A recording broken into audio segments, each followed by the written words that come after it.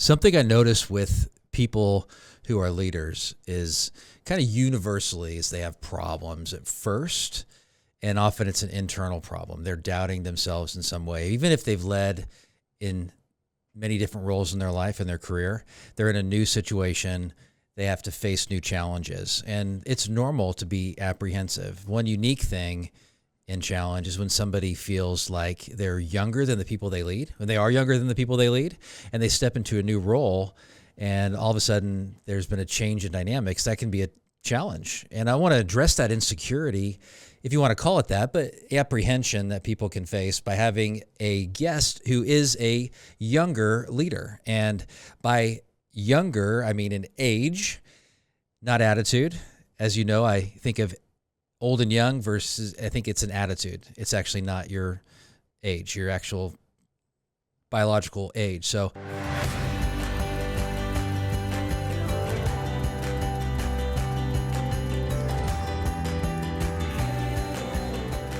welcome to the Decide Your Legacy podcast today. So this is where we deal with core issues, stuff that people are afraid to discuss in a new way, get new perspectives. And today's topic is leading while you're young. So I'm Adam Gragg. I'm a legacy coach, and I'm the founder of Decide Your Legacy. I've been a family therapist for over 25 years, founded Decide Your Legacy in 2012, and we help businesses and leaders live courageously. And by the way, everybody is a leader. You're a leader in your home, in your neighborhood. You're a leader in your church. You're a leader with your friends, with your family. Leaders go first. Leaders lead the way.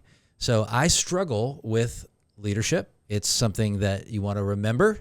Like, what am I doing today that's not leading? What am I doing that is leading? How can I make some adjustments? I don't have it all figured out. I'm a fellow traveler. And today, the guests that we have, really, there's one who's a co-host with me today, and her name is Kelsey Torkelson.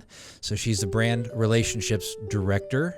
And the other is Tyler Higgins. So, and Tyler is our guest of honor today, who's going to share with us how to lead when you're 31? 32 now. 32 now, recently? Okay, so Tell us about yourself, Tyler. Yeah, so I am the Chief Financial Officer at Higgins Group here in Wichita, Kansas. We specialize in multiple construction services. That's a recent job. For a while, I was the Chief Operations Officer, came into that role at the age of 27, 28, after serving in an estimator project manager role for 4 or 5 years in the company. It is a family-owned business. My grandfather started the business back in the 70s, and my aunt and mom currently own the company. Aunt is the president's CEO, and she was on the podcast a couple of weeks here. Got to listen to that. It was great. Personal life, I'm blessed with a wife of 9 years. I've got 3 kids ranging from, well, the youngest just turned 2, and the oldest is going to turn 14 here soon. So got a wide range of ages there. Do you change diapers? Absolutely. Okay. Not as often as someone thinks I should, but yeah. Oh, that's good. Help when I can. Okay. Yeah. Yeah. And thanks for introducing yourself. So I do want to mention one thing I forgot. So every episode I want to share something courageous that I have done. And as we talk, leaders do courageous things. I want to share with you something I didn't do that was courageous, to give you an example. So I was in a coffee shop today, and I was working on notes for a number of different projects. I was trying to stay focused, and I told Sherman and Kelsey, like, I'm going to go down there. I'm not going to bring my phone. I'm going to just focus. And then when I get there, and there's somebody sitting there, and I feel this urge to go talk to the guy. And I was scared. It looked like a professional. I didn't know him, but he was kind of doing his thing. And I've met people that way, and I have experiences where I've gone and reached out to somebody in a friendly way. Hey, what's your name? What are you doing? That kind of thing. And I've gotten some pushback and resistance. And that was on my mind primarily. And I use it as an excuse not to reach out because I had other things to do. And I regret that, because I regret things where I'm prompted to reach out and I don't actually do it. So there you go. I didn't do it. I'll do it next time. It motivates me, but it's courageous for me to even share that today. That's my courageous action today. So what is something that you have done recently that is courageous, and how can you put more of that into your life as well? So Tyler, we talk a lot about fear and courage at Decide Your Legacy. In fact, our purpose is empowering businesses to live courageously and leaders to live courageously. We see people do hard things all the time. I see you do hard things all the time, and it's super exciting to see you do that. What is something that you would tell someone who feels too young to lead? So being too young to lead, I don't know if anyone's too young to lead. I think we all bring gifts and talents to the table and perspectives, and no one has our perspective but ourselves. So just being confident in the fact that you do have talents, you have gifts, you have perspective to offer. Also being humble in the fact of you do not know everything. You have a lot to learn, especially from those who've been around the industry for decades, who've been in the company for a while. You have a lot to learn from those people. You don't know everything, but you are talented, you are gifted, and you have something to bring to the table, and being confident in those gifts and putting them on display. And when you were made the COO at 26, did you have, what were some of the thoughts that went through your mind related to that being too young? Yeah, I mean, I felt like I was in a very interesting position. Stepped into a family business that I grew up around. There's people that I ended up managing that I grew up around from the point of being a little baby. Even some would make jokes about remembering me in diapers coming down the hallway, which it was entertaining, but that was something I had to overcome. So stepping in that leadership role, later 20s, I really tried to lead with a servant's heart. I didn't try to come in with a high D personality, which I'm naturally a pretty high D personality. I knew that coming in and trying to bark orders or anything for anyone wasn't going to be successful, which it really isn't successful regardless of your age. But I knew I had to lead with a servant's heart. I had to be there to be helpful. I had to be there to be understanding and just see where I could help remove barriers and help the team move forward. And was there a point in saying, like, I changed your diapers? Like, was it something like, you can't really lead me? Because, I mean, did you get some of that kind of stuff? Like, hey, I've known you so, like, I'm not going to do this, I'll say, I mean, I didn't have some of that resistance but for the most part, I feel like I was very well received. Even my stepfather, he's in leadership at the company. I felt like he supported me well. I feel like my aunt supported me well. People who've known me for a while surprisingly really supported me well, and I got a lot of respect from them. Not respect I necessarily deserved because of my tenure, but I mean, all humans deserve respect, but they really offered that to me before I had earned it. And okay, so you knew they were pulling for you. Yeah, I had people pulling for me for sure. Yeah, that's pretty cool. I can imagine situations where that doesn't always happen in family businesses. Oh, absolutely. So yeah. Well, I like that. Yeah. Do you have any daily habits or practices that help you grow as a leader?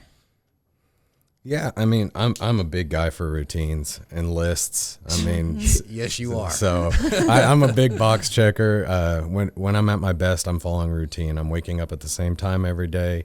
I'm taking care of my scripture and my quiet time at the same time every day, doing my workout, doing my reading, following routine. So routine's a big recipe for success for my personality, at least. Now that can also be a fault at times because being too rigid can be rough.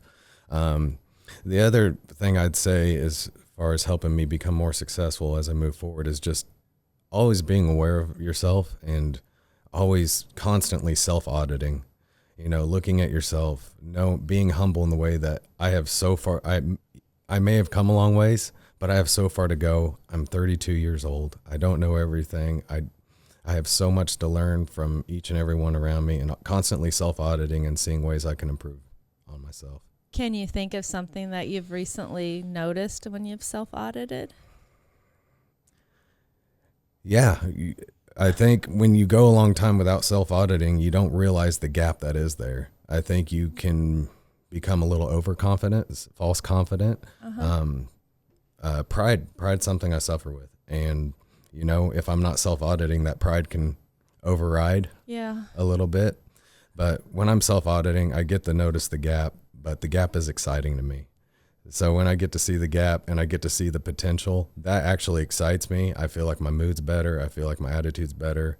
How I treat people, even when you can remove pride and focus on humility, I feel like your enjoyment and love for others really comes up. Yeah. And so what you mean by the gap is how much opportunity you have to grow. Yeah. So it becomes exciting. Like I'm going to keep seeing more and more growth. And yeah, dude, it's exciting, but it's also, oh man, it can be, I get at certain points, it's like, there's so much work to be done. Like we've been feeling, there's been a lot of change in the business, and Kelsey knows this. It's like, so a lot of times I'm like, dude, we've made so much progress, but there's so much work to be done. But then I realize, look at the progress we made, so we know we're going to keep making progress. But it's a real mindset shift. I mean, that's the habit, is that consistent, how can I get the right perspective on this thing? Because I don't have it now. And then how can I shift into that? Because I know it can be done, but to recognize, like, I love the term self-audit, like to do that, a challenge. I mean, it's gratitude right there, figuring out how to get the right perspective in that situation. So is there a practice that you would say helps you self-audit? I don't have a specific practice for that, but I could definitely see the benefit in it. I'd say a lot of my self-audit is compelled. I feel like I'm a man of Christ. I feel like I get a strong compelling from the Holy Spirit. He really reels me back in at times, and he has a way of showing you. Like you got to, whether you're looking or not, you're getting shown. Yeah. Well, you don't have to listen though. No, you don't. But that's it. But maybe that is the practice, right? Yeah. Keeping your ears open, keeping your heart open for that calling. I think there are standards out there. People can look at standards of where they want to be in the future. I have my standards of where I'd love to be in the future, and constantly looking at where I'd like to be, comparing it to my life now, and that's how you quickly find the areas of improvement that you need to work on to get there. Okay. One step at a time. And to somebody like, that's great. So You kind of started answering this question. It's like, but how do you balance confidence with humility when you don't have decades of experience yet? I think it all starts with humility. It all starts with humility, knowing that, once again, I've said it before, but I don't know everything. I have so much to learn. I'm a fallen man. I'm a sinner. There's so many things about me that I've been blessed with the life I have. In so many ways, with my wife, with my children, with my job, with my role, you name it. I've been blessed with that. That being said, I have also been blessed with certain talents, God-given gifts that I'm expected to provide a return on. And I'm not doing anyone any favors if I'm not portraying and putting those gifts out there and helping the team. For example, I know I'm a talented guy with numbers. I know numbers, and regardless of my age, I know numbers very, very well. And just focusing on those tools and using them to help the team.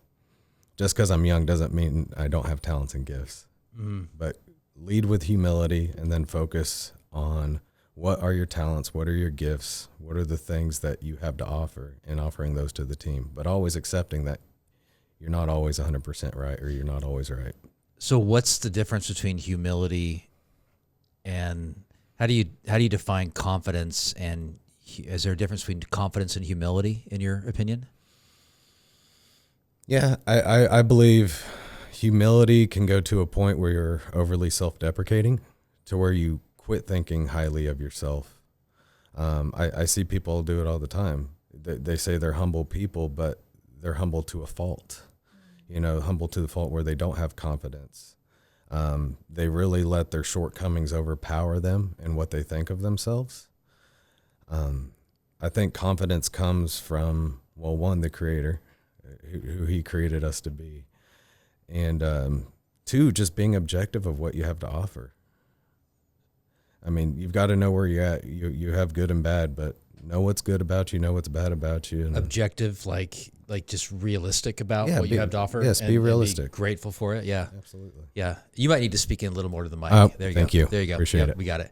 Okay, so yeah, and if I'm humble, like it's amazing how stress decreases when I'm a healthy level of humble. Because I can want to impress people. I can want to make it about myself. I can want to prove my point. But then if I shift it to it's about other people and how I can help them, it becomes exciting. But I just can't it's like that is a freaking tough thing to deal with. it feels like my default is to have it's like you're letting go of a part of yourself that you've had that kind of protects you from people when you are not making it about yourself. That's what I find at times. Just but everything's so tied to that. It's like anxiety is connected to that. Like I'm anxious when I'm trying to impress. It's just right there. But it's freaking fun when you let go of that, and you're just like, it's fun because you're letting go of so much there. So, and I see that, like it's pretty cool. Like, and so how do you deal with then if people are praising you and saying, like, because you get people giving you feedback and they know that you're good at certain things and everything. So how do you handle that and not let it get to your head? I don't know. That's interesting. I don't feel like I've always dealt well with praise. I don't feel like I accept it well, even when I should. But at the same time, yeah, you can let it get to your head. I think you've made a very, very good point. What's it about?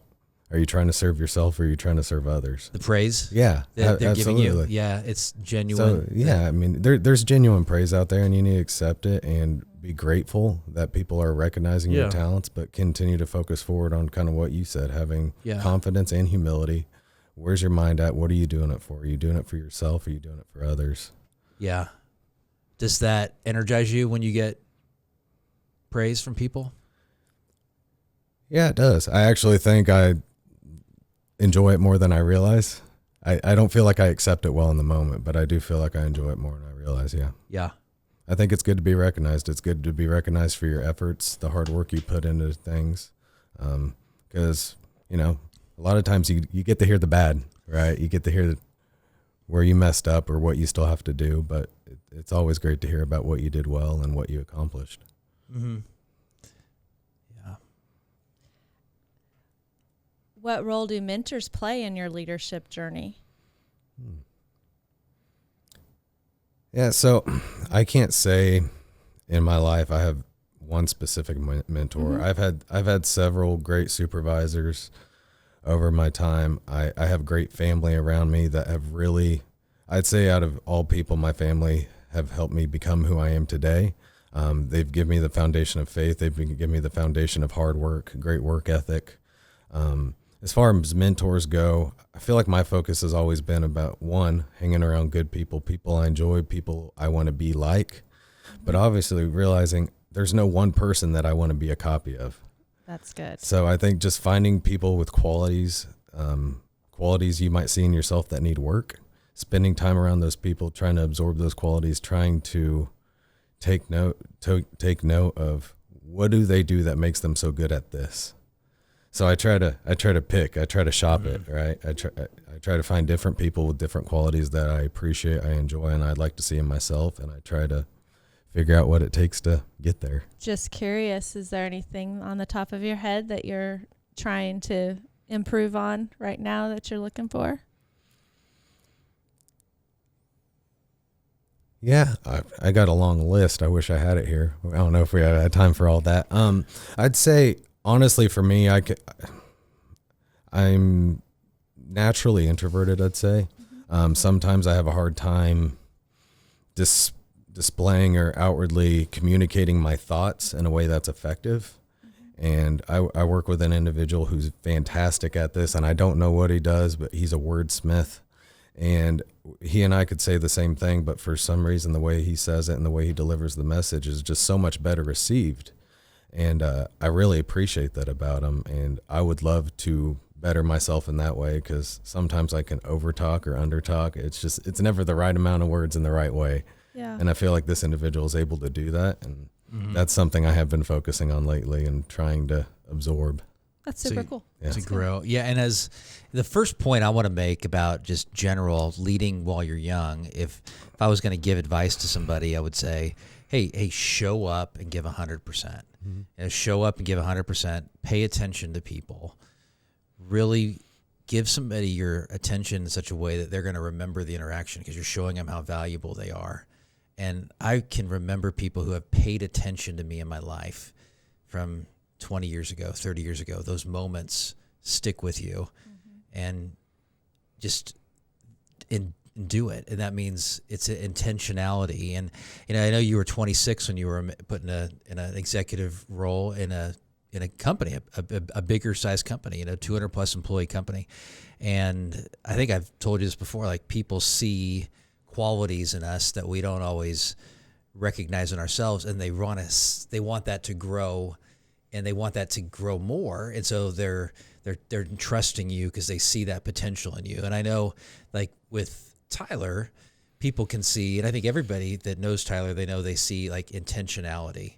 They see faith, intentionality. They see discipline. They see somebody that has the ability to wade through difficult stuff. And although it's probably not always drama free, but you're able to stay steady. And so, and you offer, that's what you can bring. I mean, I know that's a tough thing for a lot of times, because then they're put in positions, they're like, gosh, it's like, how do I going to do this? And they're overwhelmed by it. But to step into the next thing in an intentional process, and that is showing up. I mean, you want to promote people that are going to show up. They're going to give it their all. And so as far as mentors for me in my life, I mean, I have a number of guys who are older than me. I have some guys that are younger than me. And I look at people as being a mentor because they can help me in that specific area. They can walk me through that specific area. And so, I mean, just recently I asked my friend Joe, who I have coffee with usually once a week, if what to do about my controlling behaviors. Like how, what did Joe say? Joe said, and he worked for what used to be called Beechcraft, and he worked there and ended up retiring from there. And he said, well, they say that you end up, if you're a micromanager, you end up with a micro company.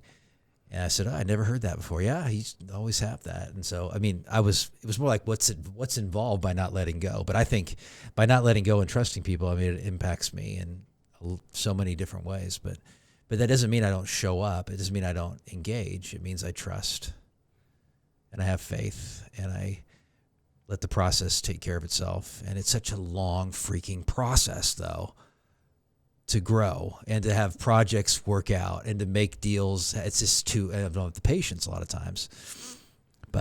And I'd certainly encourage anybody to try, like Tyler said, to find somebody who can call you on your crap and be honest with you and just say that you could really work on this, and to hopefully do it in a nice way. But even if they don't, because that person cares about you, they wouldn't say it unless they put some thought into it, unless they were intentionally trying to say, hey, this can make the organization better. This can help you get better. Yeah. I wish, I think accountability is not just calling people out. I think accountability is calling people up, because if you don't know what that's you're doing wrong, that's a great way of looking at it. They're not going to get any better. You're calling them out because you want them to grow. Be better. That's such a hard thing, man. And you got to let go of something, man. I mean, it's a let go of the past, let go of, and realize that they want to help you to become better. Yeah. Do you have a story or a memory of a leader and something that they taught you that you can remember that impacted you? Yeah, so the first leader in my life, I'd say, was my grandfather. He was a big part in raising me. I learned, if I learned anything from him, which I learned many things, it was work ethic. He showed me how to put your head down and how to work hard and to just get through it. And that man has work ethic that I've never seen out of anyone, even in his 70s now, upper 70s. It's absolutely impressive. So that foundation alone, I feel like, has just helped me my whole life.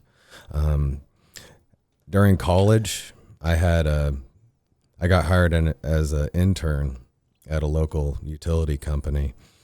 And I didn't have much experience. I was new in the field. But I went up and I talked to this company anyway. It's somewhere I wanted to work. I knew I was probably underqualified. And I just looked at the guy and said, look, I may not know a lot, but I promise I'll learn it and I'll work my butt off for you every day. And I think he really appreciated that. And he offered me pretty much right on the spot. And that guy was probably one of my best supervisors I've ever worked for. He continued to push me. He led with a heart of love, a heart of peace towards us. I feel like he was always kind and understanding and truly cared about us as humans. But at the same time, he never hesitated to push us. He never hesitated to call us out when he saw that we were slacking. He had this way of just really balancing, I'll use the word love and accountability, you know? And I think that's a very unique talent that many, many supervisors just don't have. A lot of supervisors believe accountability is about the barking orders, about just getting people to do exactly what you want them to do. And I feel like he did a very, very good job at making you feel like he's truly invested in you, invested in your future, and he's calling you out because he wants you to grow and he expects more out of you. So when you look at, Charlie Kirk obviously was assassinated recently. So how do you look at somebody like that and you know, how do you look at him as a leader? Like, how did he lead? And what kind of impact does that have on you to think about that? Because he's 31, so very, very close in age to you. Well, he's a very impressive man. I mean, I think first and foremost, he led his family well. He knew where his foundation lied. His foundation lied in his faith in Christ, and he knew Christ's command on him to be a good husband first, then a good father. And he did a very, very good job about building and leading a family that did that first. And having that support system allowed him to go out and do the things he did. Yeah. I mean, that guy, he pushed pedal to the metal. He worked a lot, didn't he? Yeah, he gave 100% about all the time as far as what you hear. And it's absolutely impressive to hear a man with that kind of energy who uses his capabilities to their fullest extent. And it's easy to look at someone like that and realize, what little have I accomplished compared to this man. But at the same time, you can also look at that same man and say, I'm capable of so much more, and how do I get there? Exactly. At any age, like, you're like, wow, he really started. He started at like 18. I mean, and then built a big organization and had to deal with, because you think of, one thing I look at him and saying so impressive is how he dealt with resistance from people. And whether you love him or hate him, like, which I am very inspired by him and very impacted by his life. But whether you agreed with things politically or whatever, you have to look and say, that's really hard to be in situations where there's hatred and you are standing on light and truth and you're staying the course. And I find that if you're going to be a great leader at any age, because people are really crappy leaders at age 80 in really big positions, and people are in positions where they're brand new leaders, and are they willing to keep leaning into the difficult stuff and to face their own problems internally, like your family or what you've been through in life, and to realize that you can be a light in a dark place, and you're going to do it regardless of the resistance that you get. Like, that's super exciting and inspiring to me. Like, you're going to do it regardless, because you know what's at stake. You know what's at stake in other people's lives, and it's all about helping other people. And it's pretty neat to see how some people can say the resistance is not going to detract from me. It's like, I can be laughed at, I can be mocked, and I'm still going to stay the course. I'm going to listen, be respectful, and be influenced by other people. Because if you watch some of those videos and stuff, I mean, there's a lot of times where listening and understanding and trying to gain another perspective, I feel like there was an openness to it. I know if you don't like what's being said, it can be easily kind of demonized and say, well, there wasn't really any openness to any other perspective. It was just felt like a well thought out dialogue and respectful and genuine. So that's my take on it. And I can think, like, anybody that's young should take inspiration from people who lean in and keep pushing forward and be inspired by that. We're going to face resistance. And if we're not facing resistance, we're not doing something right. Oh, dude. And the resistance is mostly, first and foremost, in ourselves. Because why are we so upset when somebody is like hating on us and everything? It's because we're taking it personally. We're not remembering that is them and a reflection of them. It's not personal. You're just bringing out what's already inside of them. And in fact, you're doing them a great service to bring that to light, because then they can see it in a way that may motivate them to change. I don't know if you ever watched you watched YouTube videos and stuff of Charlie Kirk. You ever see how some people on there are like, man, I hope if they go and watch themselves, 10 years down the road, they're probably like, Yeah, I've grown up a lot since then. I don't act that way anymore. Like, because it's some You only hope. Yeah, you really, but you know it's true, because it's true that people on there will go back and look and say, you know what, I learned a lot from that interaction. I wouldn't act that way now, but I would do the same thing. If I was in college, I would act a certain way, and I look back and say, so I would hope those people could say like, well, that inspired me that's really a motivating, inspiring moment. And I'm not even going to necessarily be ashamed of it. Because do you have these moments where you think of stuff you did when you were 20 and you're like, gosh, how could I have done that? It's like that feeling of embarrassment just overtakes you. You ever have that happen? I really try not to think about that too much. Yeah, those things. It's a blur. Oh my gosh, man.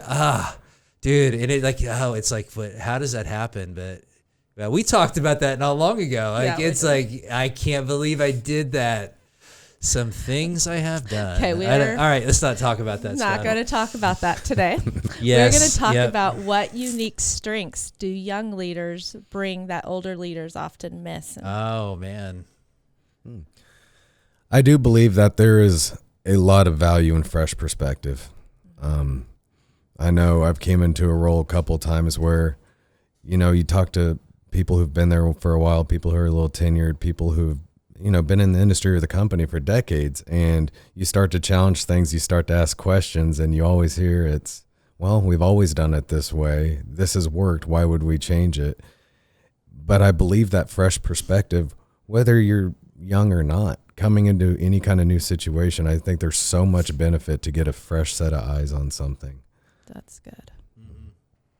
Yeah, I see people young in age, or if they have this shift, because I see this too, people change. People change when they want to change. I hate the phrase, hate's a strong word, but like, I've been this way so long, or we've always done it this way. I have seen people change in their 60s and their 70s and their 80s. They change when they want to change, and people start changing. I think you can see lots of examples of people in their later years of life, 70s, 80s, 90s, where they change significantly, and they become warmer, and they start valuing relationships in a different level, and they're not as performance oriented. Massive changes, life changes. I see people make a spiritual change in their life, and they're a brand new person. I just love those stories. And if we remember that, we can make a young person out of an old person that's been there a long time. They can change. They can become new. And a young person can become an old person really fast and be somebody who doesn't want to change because they get set in their ways and they're comfortable. Yeah. And that is a real discouragement because people get set in their ways, and you can look at people in college that are just very set in their ways at a young age. That's why they're so influenced at that age, but they can be influenced at any age. And if they're not mindful of that and do that self-audit Tyler's talking about, then they're going to get stuck somewhere that's going to take them down. And those young people can bring a level of truth-telling that is super challenging and encouraging because they come in and they point out gaps that you have. And sometimes they can be inflexible because they learn things in school that are like, well, that's really not how it works, but they did learn it there. And I really like to value that because it doesn't mean we're going to change it, but it's this attitude about things. And you could be doing something wrong that's going to save you a lot of money as a business owner because they come in knowing kind of the step-by-step, the legal terminology and everything. Like, damn, we're doing that wrong. We're like, even today it was like we were talking about our email marketing system, and we were talking to somebody consulting with on how to improve it and everything. And they're like, well, that could be, I've never seen someone get sued for that, but it could be illegal. And I'm like, well, not illegal like a crime, but it's like spamming rules. And we don't spam people. They're subscribers, but we could by mistake send an email and they could, but I'm like, that's a fresh perspective. We should probably consider that. Yeah. You got to get that, lots of eyes on things. And it's slower sometimes when you have more people involved, but it's better at the end. It's better because you have a team involved, which, that's so much better. Mm-hmm. Yeah. And young people are great. So you go.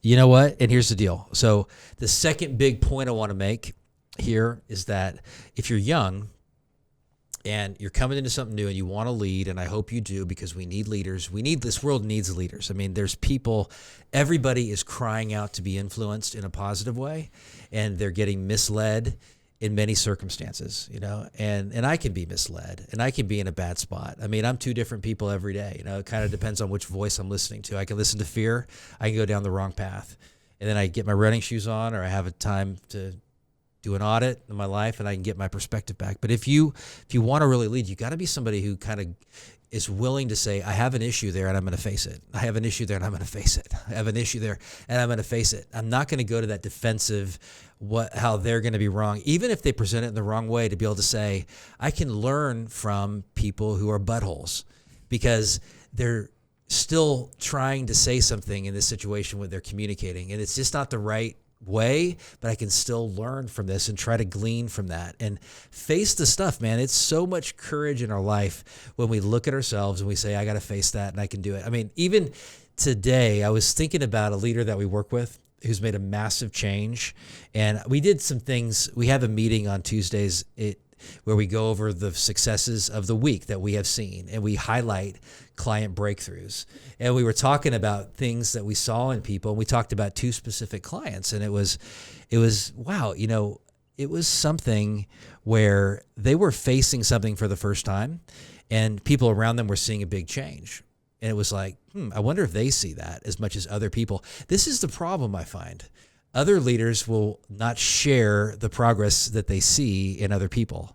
They'll keep it to themselves, and they'll err on the side of, well, they probably know what I want. I don't want to give them a big head. I don't want to, but you know what, dude, tell them again and again what you see as progress, but it must be genuine and not to kiss butt, but it's so good because that's going to give them energy to keep making those changes because they don't even know that they're really changing and other people are recognizing it. So face your problems. Don't get locked down. Make the call. Reach out. Do whatever it takes to go first, to lead the way. Invite people to lunch. Do it consistently. Say yes to speaking like you did in this situation with this podcast. Say yes to opportunities. It's like, and even and say yes to being around people who aren't going to actually respect the fact that you're younger, because industries do that. They've only been in it this long. I mean, they've only been doing it so long. They don't have that degree. They don't have this, That's their fear talking. Put yourself in those situations and see that as a way to motivate you to push through. Want that stuff because that's all their fear talking, and you can impact that person when you're overly enthusiastic and friendly and engaging in that situation. And if you do that, you have people watching your life all the time. They're watching you and you don't think they're watching. If you're a young leader, if you're an old leader, just keep doing the stuff and people are going to notice, that are going to give you more opportunities than you can possibly imagine, to the point where you're having to say no to things that are great, which is what happens. Yeah. That's one of the big challenges that people have as they grow, is they have a lot of different opportunities, and it's a great thing, but you learn to whittle that down to the best opportunities. But you're doing that because people are watching how you interact, how you engage.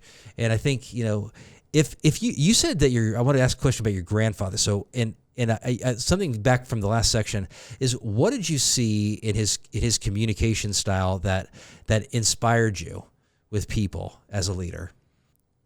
I would say, and I've noticed this definitely more recently in my life, I don't know if I respected it necessarily when I was younger or caught on to it, but there's a sincerity there.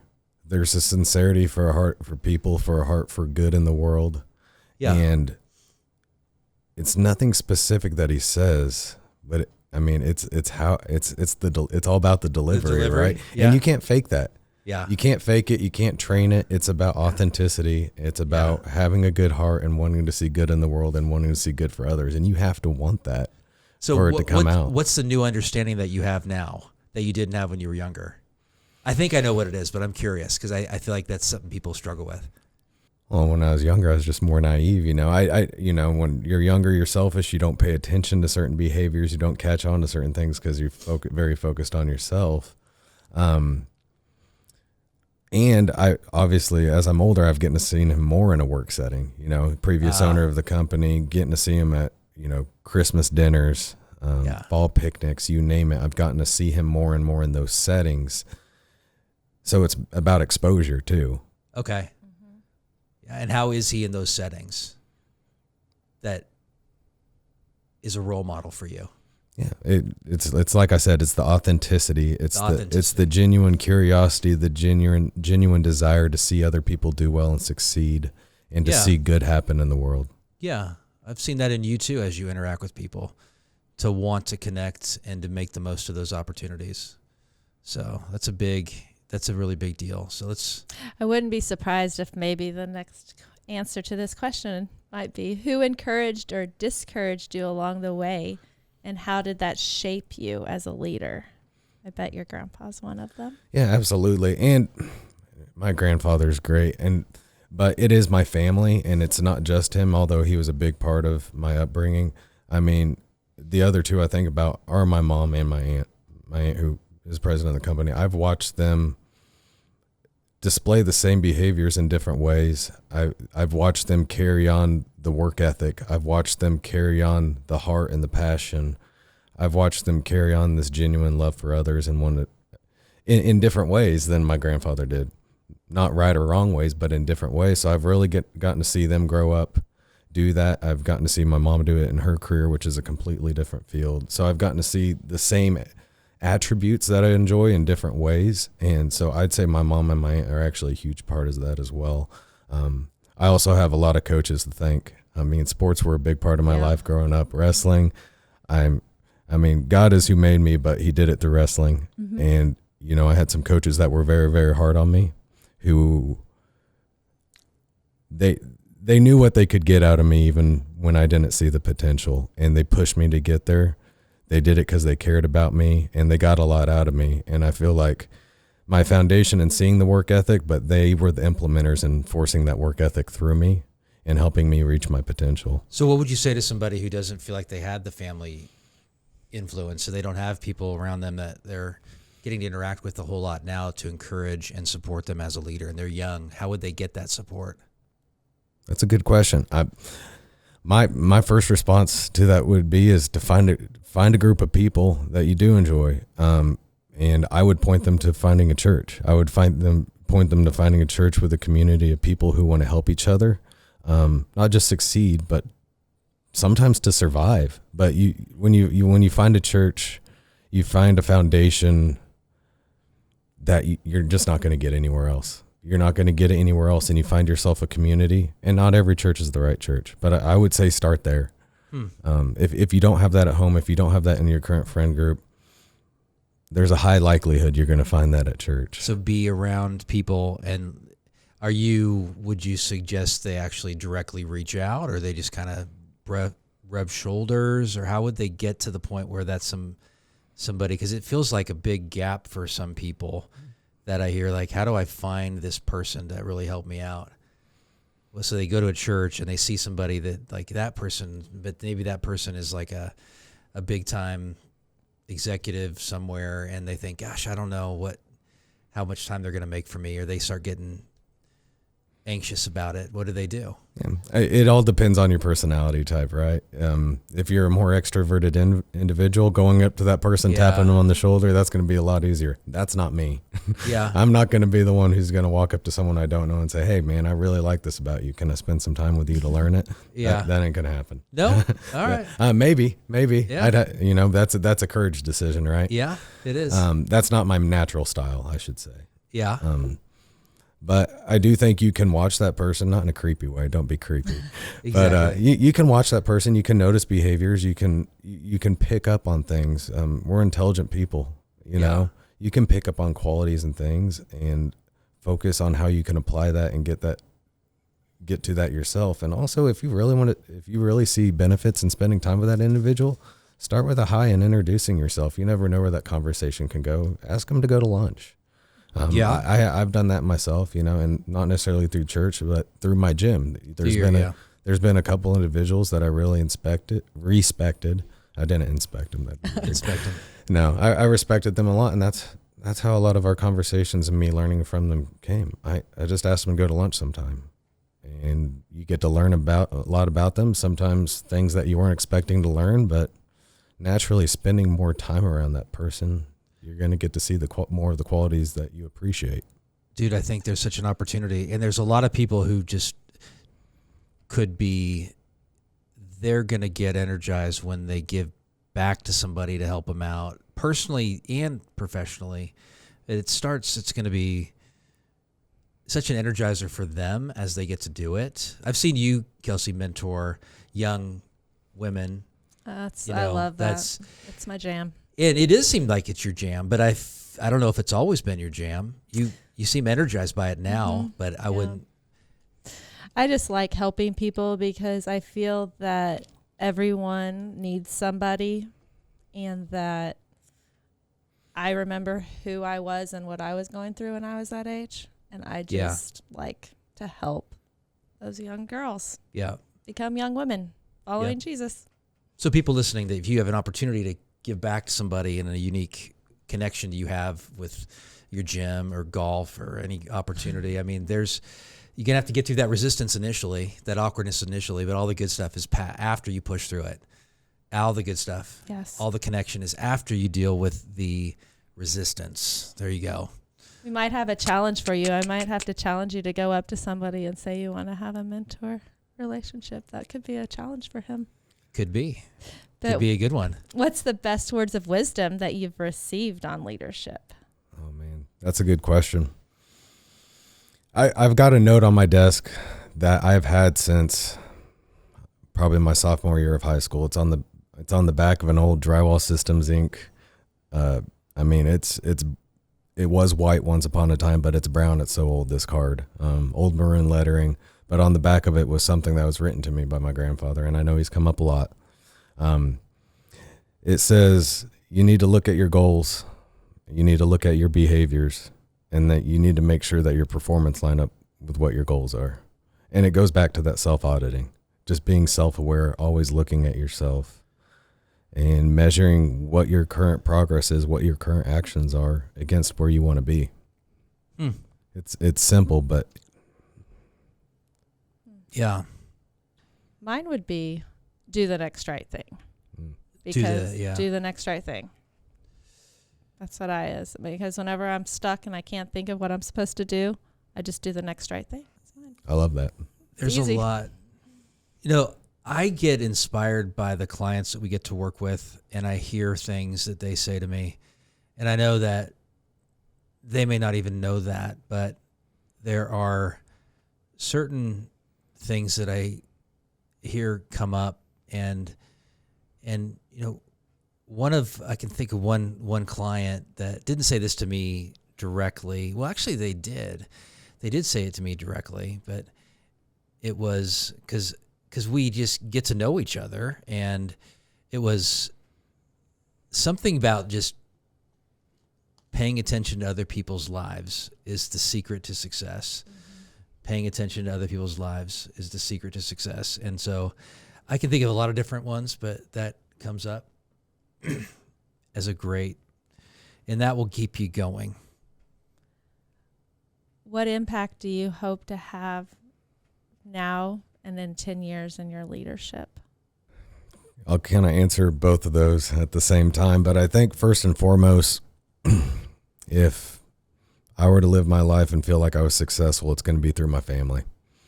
It's going to be through, one, my wife feeling supported and feeling like I was a great husband, but it's going to be through my children. It's going to be watching who they grow up to be and the impact they make. And I hope they do 10 times more than I ever do. I hope they're able to multiply upon whatever me and my wife can give to them. So that first and foremost, that's what I'd like to see. But of course, I mean, in my career, it's the same thing. It's about being able to look back and seeing someone who started at point A and realizing that you helped him get to point Z. Getting them helping them get so much further than they did, and it's not necessarily the work you did, but it's the fact that you gave them the confidence, you showed them, you peeled back the veil of what they didn't realize they could be.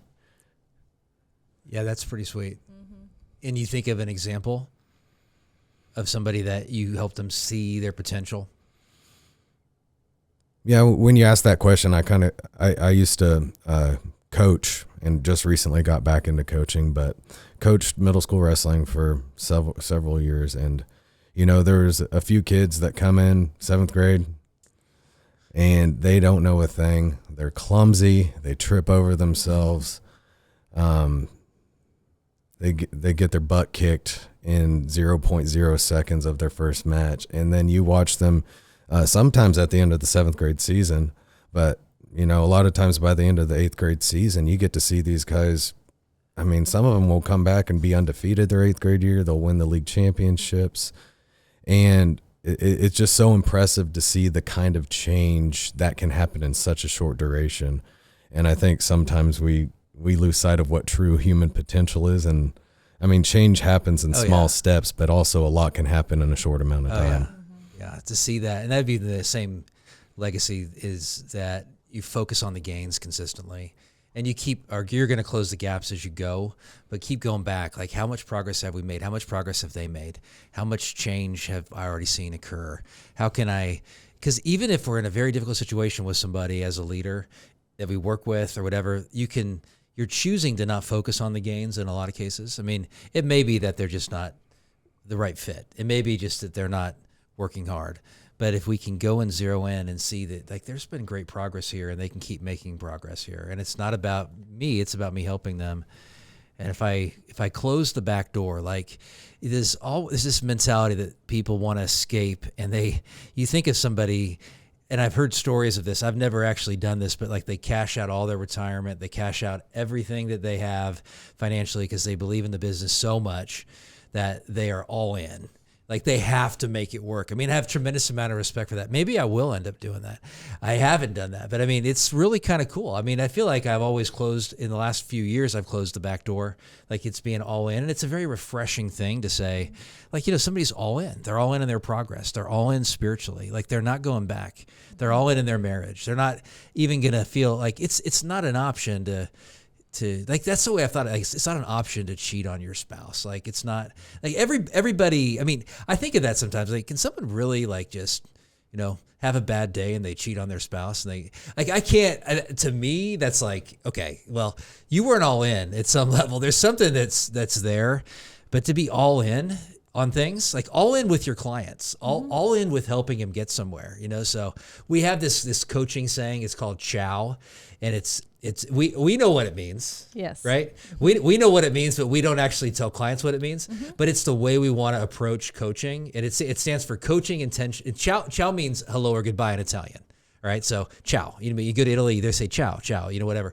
And so we kind of say, I don't know if you noticed that Sherman says that kind of naturally. He lived in Italy. Yeah. Actually, he lived in there. He did live in Italy. Yeah. So he's another coach on the Decide Your Legacy team, but it means coaching intentionally our asses off. So, like, we're prepared.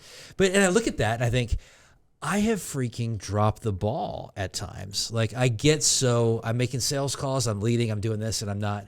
And then I think, you know, where did time go? So it's like, but forgiving myself and giving myself grace and letting, even because clients have helped me to become a better coach so many times, just pointing things out. And I do things better now than I did a year ago or 6 months ago. And I could go and say, dude, I suck. You know, I really suck. I can't believe anybody pays me to do this stuff. Or I could say, dude, I see clients make real progress, and it's been really exciting, and there's been a lot of gains in their lives, and there's been a lot of gains in my life. And I want to have that impact on other people. Like, that they can see the freaking gains, man, and to help them recognize that and to know, because I see people that, and again, I don't have the philosophy that people, when they put some time into it, they make decisions, that they're doing the best they can in that decision, and they're doing the best because they believe it can work. And they can make bad decisions. Don't get me wrong. They can use distractions to make decisions. I see that. Like, I see people that in their business sometimes, where they're making tremendous progress. They're moving forward. Everything's going well. And then all of a sudden they decide to get engaged in this other situation. And I think externally you're like, dude, stay the course. You're just about to have the breakthrough. A little more push right here, and you're going to have the breakthrough. You just don't see it yet, but a little more push, dude. And I'm going to have a talk with a client this week. I don't know if you know who it is, but I'm going to have a talk about that, because it's like new business, new project. But I keep seeing that, and you want, like, just stay the course. And so stay the course, because you're seeing the gains. And right now we got to focus on the gains to get to the other side. So I hope I can be doing that kind of stuff and being honest and challenging people, but also help them see that as well. So the third point that I want to make is to a young leader. If you want to be, and this is probably, Tyler can make a third point too, but I don't know. You tell me if you agree with this or not, is that, you know, make mistakes and learn. Like, increase your mistakes They're calculated mistakes. They're for the right reason, but just make freaking mistakes, man. And you're gonna, because you believe in yourself and the process and you're doing the best you can, you're gonna learn from it. And you're gonna if you're gonna be a good public speaker, you're gonna have to be a crappy public speaker. Mm-hmm. I mean, like, really, if you're going to be good at doing a podcast, like, I don't feel like I'm great at doing this, but I look back and listen and I'm like, I'm better than I was. I still have tremendous ADHD, and I still talk too much more than my clients. But so make mistakes. I mean, what do you think about that? Like, to be a great leader, you're going to have to, as a young person, be willing to make mistakes. No, I wholeheartedly agree. Now, I'm not going to go tell someone to go make mistakes, but I get your point. I get your point. No, you have to be. You can't be afraid of making a mistake, right? If you're always sitting there afraid of making a mistake, you're always going to be a lesser version of what you could be. You talk about it all the time, Adam. You got to be courageous, and being courageous is knowing that a mistake is possible, but you're going to push forward anyways. And mistakes aren't always bad.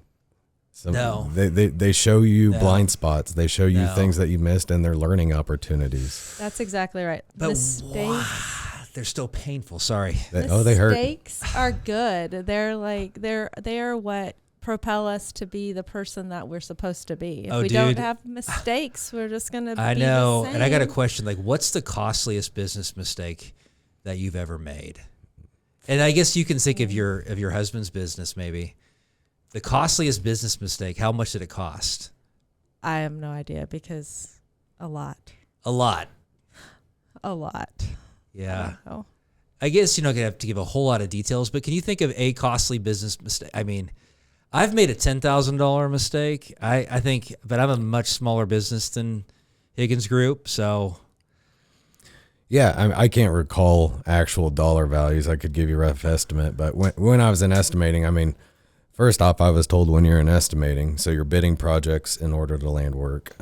You're calculating things to try to get an accurate number on what it's going to cost to do a job. There is so much room for error, but at the same time, I was told you're not going to win a job unless you made at least one mistake. You know, you got to make one more mistake than your competitor to get the job. But I have had estimates in that time that were very costly, probably I think the worst was probably close to a six-figure tune. Okay. But you have gains too, it all washes out, but those hurt. They do, man. I've heard the phrase, pain is the price of freedom. I know that. And you learn from them, and you don't make the same mistake again in the same fashion again. You just do and get the learning. If you keep making the same mistake again, then my take on it is you didn't get the freaking learning in that situation. You didn't get it. So why you keep making that? And that's where I feel like people get really irritated as leaders with other people. I don't know if that's because they're not learning from it and seeing that they can do this in a different way, man. And I think, like, what to you, Tyler, what makes a really good work day for you at the end of the day? How do you know it was a really good work day? Well, once again, man of routine. I always have an idea of what a day is going to look like, right? From the time I wake up early in the morning, from the time I go to bed. Obviously, I know that I'm lucky if 50% of those things happen. But a really good day for me is, of course, starting my day right. Starting my day with, my reading, my workout routine. That usually determines if I'm going to have a good day or not. It really helps shape my mindset. Being able to stay on task, but also being able to be patient and understanding, and being able to take the turns as they come, because my days are never linear. They never go how I want it to go. Yeah.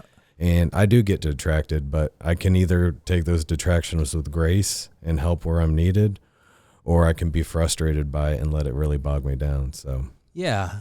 And I was do you feel at times like because you've made some mistakes, it makes it a really good day, or you've done something that was more of a risk to reach out, something? Because, I mean, I feel energized when I have faced the stuff in my day that I know I'm trying to put off, and I don't feel energized at the end of the day when I know I've procrastinated on the stuff that I'm putting off.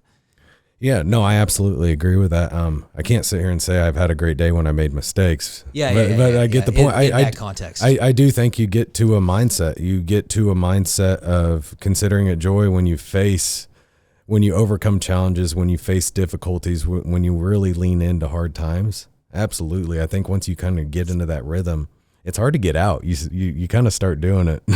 Yeah. Just out of habit, doing hard things. You go on that run, you lift that weight, you make that decision, you have that conversation. And I feel like those decisions add up and they build momentum. Yeah, that's a big deal. Mm-hmm. So if you found this podcast helpful, you're going to find Shatterproof Yourself Light extremely helpful. It's going to help you with your leadership. And I discuss content in there that gets to the core of the issue that you can address. And it's just a really brief video, and it's a really quick worksheet. You can do it multiple times, but there's questions to answer to give you some inspiration to face stuff in your life. It's going to point it's going to point out some challenges that we've actually addressed in this podcast. And I wanted to just highlight the fact that Tyler is leading in a way now that's having an impact. He's going to continue to have an impact. And the fact that he's 32 gives him all this other opportunity to continue to have an impact. But it's the making the most of today and remembering that we can get out there and touch people's lives and make a difference, man. And that's what I'm seeing him do. That's why I wanted him on the show, and to keep doing those tough things every day. And so I want to close. There is 1 Timothy 4:12. So don't let anyone look down upon you because you're young, but set an example for the believers in speech and conduct and love, in faith and in purity. I think there's a ton there in selecting leaders. I think there's a ton there in looking at yourself and saying, I can lead, and how do I lead, and how do I inspire other people? Because it's going to be the way we live our lives. And leaders aren't flashy. That's something I like about Tyler a lot. He's not flashy. Not that you can't be. You can be. You can be fun. I've seen you after drinking a couple beers. You're fun. All right, I'm just kidding. But I mean, you can interact and be lighthearted and fun. But it's not that, it's not that leaning on credentials and experiences and things that I've done and who. It's the character. It's the merit and leading through that and leading to have an impact there. And so I want to close and wrap this up. So you'll make my day today, I tell you, if you apply some content that you learned today. So whatever it is that resonated with you, make it stick by doing something with it. Something Tyler shared, just it sticks. Don't forget it, so you can make it action in your life. You only change when you take action, you make a commitment, you stick with it, and you apply it to your life. You gain insight and inspiration, hopefully, through this podcast. I know you did. And you get to apply it now and actually take action. And I do also want to say, Tyler, how can somebody reach you? What's a way to reach you if they have questions from today and want to get more information based on leading while they're young? Because I can see someone listening and saying, man, he'd be a great person to mentor me, possibly. Yeah, absolutely. Best way to reach me is by my email. Email is Tyler H, as in Higgins, at higginsgroupinc.com. All right. Email him, man. Yes. Invite him out to lunch. We'll see you. That'd be pretty fun. All right. So there's no positive change until you decide to change. You decide your legacy, and your legacy is defined as the impact that your life has on other people. To decide means you're eliminating other options. You're saying that's not the best. Good is the enemy of the great. So I'll close the same way I always do. Live the life today that you want to be remembered for 10 years after you're gone. You decide your legacy, nobody else. I appreciate you greatly, and I'll see you next time.